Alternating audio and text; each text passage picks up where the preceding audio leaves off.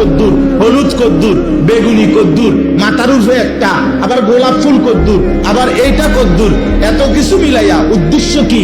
বখাটে রাস্তার দুশ্চরিত্র যারা, প্রত্যেকটা পুরুষ আমাকে দেখতেই হবে।